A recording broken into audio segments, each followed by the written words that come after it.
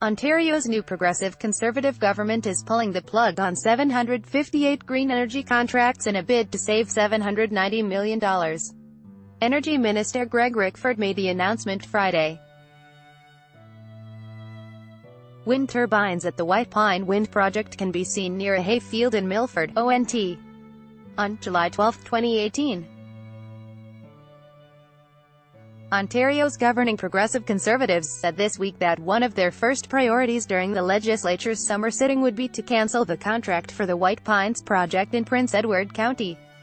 On Friday, the government cancelled hundreds of other green energy projects. Lars Hagberg, the Canadian Press, "We clearly promised we would cancel these unnecessary and wasteful energy projects as part of our plan to cut hydro rates by 12% for families, farmers and small businesses," Rickford said in a statement. "In the past few weeks, we have taken significant steps toward keeping that promise," the minister said. But when asked, Queen's Park did not provide a list of the 758 contracts or a breakdown of how they reached the $790 million figure.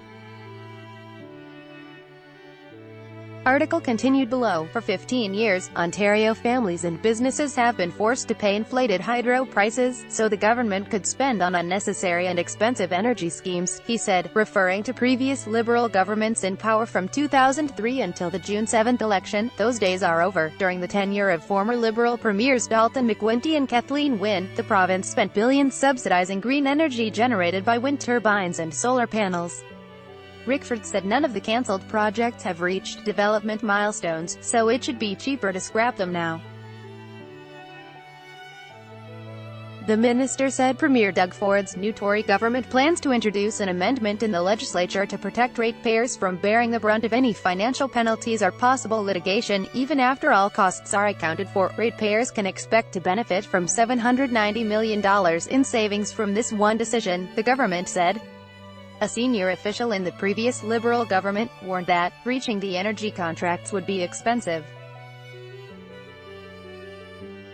Article continued below. When we looked at each individual project through the Ministry of Energy when Premier Wynne came to office, it was clear that the costs of breaking contracts would be simply and obviously irresponsible, said the former Wynne official. That was the advice provided by the public service.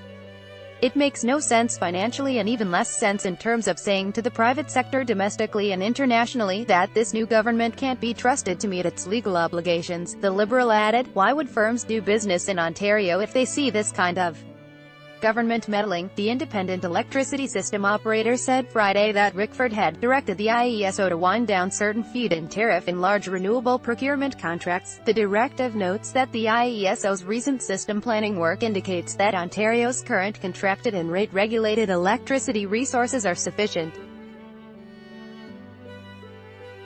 for the near term, the regulator said, and that there are other means of meeting future energy supply and capacity needs at materially lower costs than long-term contracts that lock in the prices paid for these resources, it continued. NDP MPP Peter Torbunds, Toronto Danforth, said Ford's war on science and the environment may be pleasing his friends in back rooms, and fulfilling promises he made to social conservatives that supported his election bid, but for the rest of us, it's going to mean lost jobs, billions of dollars wasted, and tangible environmental damage, said Torbunds. We are calling on Mr. Ford to put a pause on cancelling these contracts until we know just how much it'll hurt. Gideon Foreman, a policy analyst with the David Suzuki Foundation, said cancelling renewable energy makes no sense for the environment or the economy. It will kill Ontario jobs and scare away investors. Renewables are the cleanest, lowest-cost option. Maybe that's why economic powerhouses like Germany are investing in them, said Foreman. Earlier this week, the Tories zapped the controversial White Pines industrial wind farm in Prince Edward County, south of Belleville, which could cost ratepayers $100 million in penalties. Begun in 2009, it is nearing completion and was supposed to open this fall.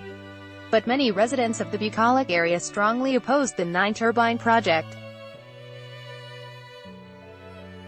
The president of the wind farm's German parent company penned an open letter to Ford on Friday, urging the premier to reconsider. "Our company will incur a serious loss of over $100 million, wrote Hartmut Brosamli, CEO of WPD in Bremen, Germany. A new elected government has any right to pursue a different energy policy," said Brosamli, adding his company's project is being ruined retroactively. Ford has shown himself to be an interventionist when it comes to the energy business. On Wednesday, he engineered the departure of Hydro One's CEO and board of directors.